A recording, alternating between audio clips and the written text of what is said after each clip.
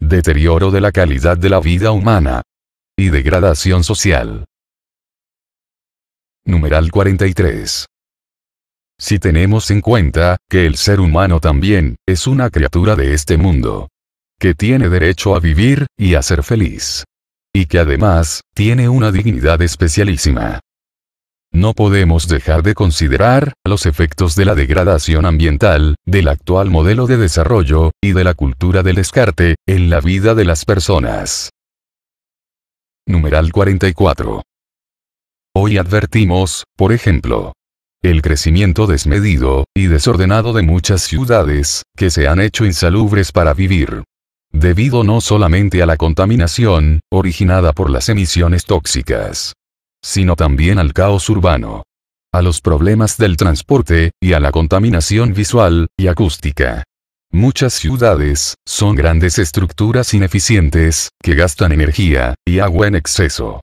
Hay barrios que, aunque hayan sido construidos recientemente, están congestionados y desordenados, sin espacios verdes suficientes. No es propio de habitantes de este planeta vivir cada vez más inundados de cemento, asfalto, vidrio y metales, privados del contacto físico con la naturaleza. Numeral 45. En algunos lugares rurales y urbanos, la privatización de los espacios ha hecho que el acceso de los ciudadanos a zonas de particular belleza se vuelva difícil. En otros, se crean urbanizaciones ecológicas, solo al servicio de unos pocos, donde se procura evitar que otros entren a molestar una tranquilidad artificial.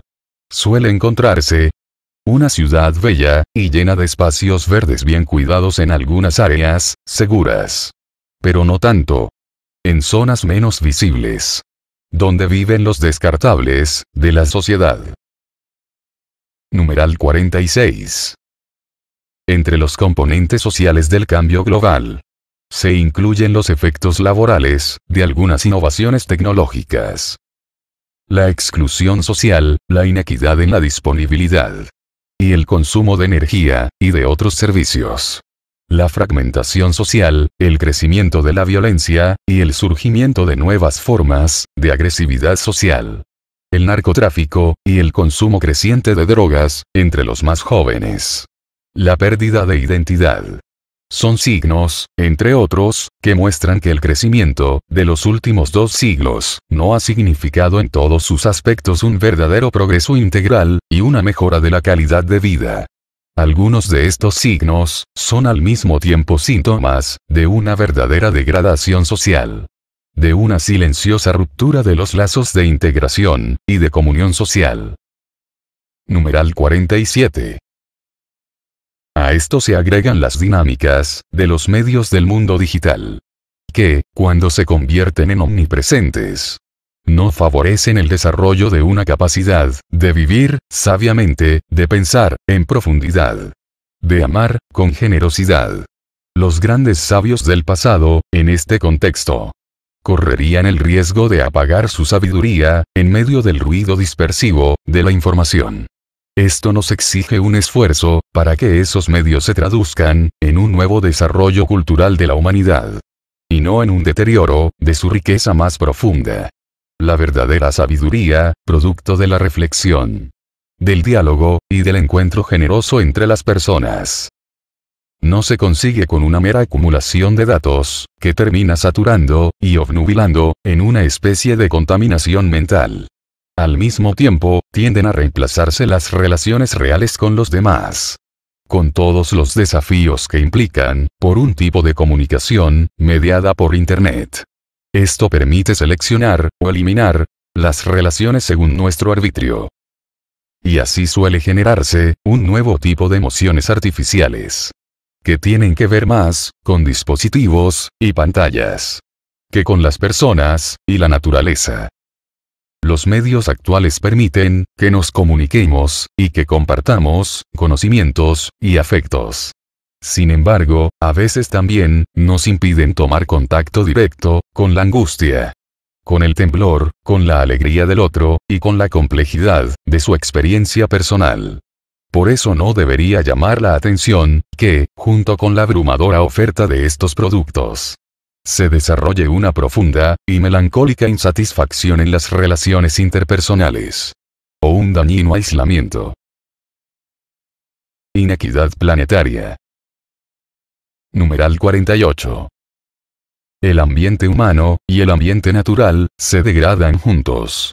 Y no podremos afrontar, adecuadamente, la degradación ambiental, si no prestamos atención a causas que tienen que ver con la degradación humana y social. De hecho, el deterioro del ambiente y el de la sociedad afectan de un modo especial a los más débiles del planeta. Tanto la experiencia común de la vida ordinaria, como la investigación científica, demuestran que los más graves efectos de todas las agresiones ambientales los sufre la gente más pobre.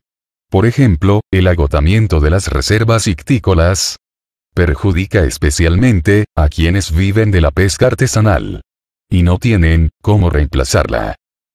La contaminación del agua afecta particularmente a los más pobres, que no tienen posibilidad de comprar agua envasada. Y la elevación del nivel del mar afecta principalmente a las poblaciones costeras empobrecidas, que no tienen a dónde trasladarse.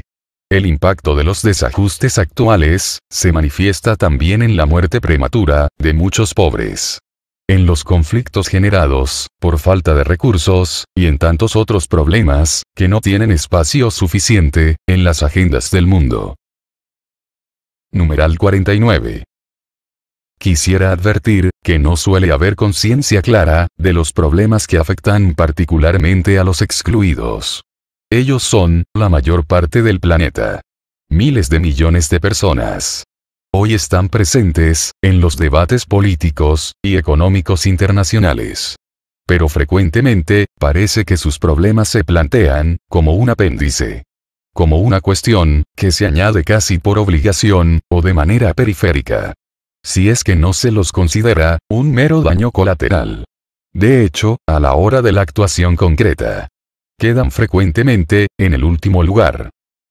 Ello se debe, en parte, a que muchos profesionales, formadores de opinión, medios de comunicación, y centros de poder, están ubicados, lejos de ellos, en áreas urbanas aisladas, sin tomar contacto directo con sus problemas. Viven y reflexionan, desde la comodidad de un desarrollo y de una calidad de vida que no están al alcance de la mayoría de la población mundial. Esta falta de contacto físico y de encuentro, a veces favorecida por la desintegración de nuestras ciudades, ayuda a cauterizar la conciencia y a ignorar parte de la realidad en análisis sesgados. Esto a veces convive con un discurso verde.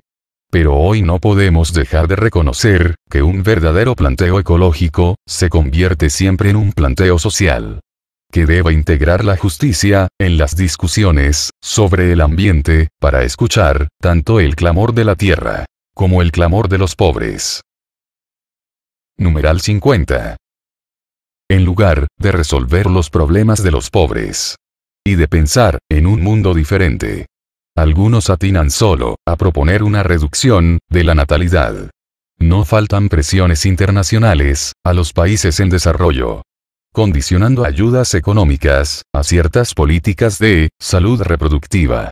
Pero, si bien es cierto que la desigual distribución de la población y de los recursos disponibles crean obstáculos al desarrollo y al uso sostenible del ambiente, debe reconocerse que el crecimiento demográfico es plenamente compatible con un desarrollo integral y solidario. Culpar al aumento de la población, y no al consumismo extremo y selectivo de algunos, es un modo de no enfrentar los problemas. Se pretende legitimar, así, el modelo distributivo actual, donde una minoría se cree con el derecho de consumir en una proporción que sería imposible generalizar, porque el planeta no podría ni siquiera contener los residuos de semejante consumo. Además, sabemos que se desperdicia aproximadamente un tercio de los alimentos que se producen. Y el alimento que se desecha es como si se robara de la mesa del pobre. De cualquier manera, es cierto que hay que prestar atención al desequilibrio en la distribución de la población sobre el territorio, tanto en el nivel nacional como en el global. Porque el aumento del consumo llevaría a situaciones regionales complejas, por las combinaciones de problemas ligados a la contaminación ambiental, al transporte, al tratamiento de residuos, a la pérdida de recursos, a la calidad de vida. Numeral 51. La inequidad no afecta solo a individuos, sino a países enteros. Y obliga a pensar en una ética de las relaciones internacionales. Porque hay una verdadera deuda ecológica, particularmente entre el norte y el sur, relacionada con desequilibrios comerciales, con consecuencias en el ámbito ecológico, así como con el uso desproporcionado de los recursos naturales, llevado a cabo, históricamente por algunos países. Las exportaciones de algunas materias primas, para satisfacer los mercados en el norte industrializado, han producido daños locales, como la contaminación con mercurio en la minería del oro, o con dióxido de azufre en la del cobre. Especialmente hay que computar el uso del espacio ambiental de todo el planeta para depositar residuos gaseosos que se han ido acumulando durante 2 siglos y han generado una situación que ahora afecta a todos los países del mundo. El calentamiento originado por el enorme consumo de algunos países ricos tiene repercusiones en los lugares más pobres de la Tierra, especialmente en África, donde el aumento de la temperatura, unido a la sequía, hace estragos en el rendimiento de los cultivos. A esto se agregan los daños causados por la exportación hacia los países en desarrollo de residuos sólidos y líquidos tóxicos, y por la actividad contaminante de empresas que hacen en los países menos desarrollados lo que no pueden hacer en los países que les aportan capital. Constatamos que, con frecuencia, las empresas que obran así son multinacionales, que hacen aquí lo que no se les permite en países desarrollados, o del llamado primer mundo. Generalmente, al cesar sus actividades y al retirarse, dejan grandes pasivos humanos y ambientales, como la desocupación, pueblos sin vida, agotamiento de algunas reservas naturales, deforestación, empobrecimiento de la agricultura y ganadería local, cráteres, cerros triturados, ríos contaminados, y algunas pocas obras sociales que ya no se pueden sostener. Numeral 52. La deuda externa de los países pobres se ha convertido en un instrumento de control. Pero no ocurre lo mismo con la deuda ecológica. De diversas maneras, los pueblos en vías de desarrollo, donde se encuentran las más importantes reservas de la biosfera, siguen alimentando el desarrollo de los países más ricos, a costa de su presente y de su futuro.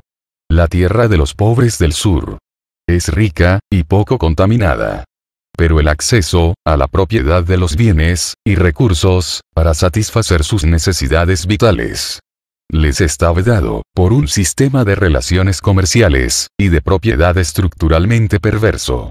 Es necesario que los países desarrollados contribuyan a resolver esta deuda, limitando de manera importante el consumo de energía no renovable y aportando recursos a los países más necesitados, para apoyar políticas y programas de desarrollo sostenible. Las regiones y los países más pobres tienen menos posibilidades de adoptar nuevos modelos en orden a reducir el impacto ambiental, porque no tienen la capacitación para desarrollar los procesos necesarios y no pueden cubrir los costos. Por eso, hay que mantener con claridad la conciencia de que, en el cambio climático, hay responsabilidades diversificadas. Y, como dijeron los obispos de Estados Unidos, corresponde enfocarse especialmente en las necesidades de los pobres, débiles y vulnerables, en un debate, a menudo dominado por intereses más poderosos. Necesitamos fortalecer la conciencia de que somos una sola familia humana. No hay fronteras, ni barreras políticas o sociales que nos permitan aislarnos, y por eso mismo, tampoco hay espacio para la globalización de la indiferencia.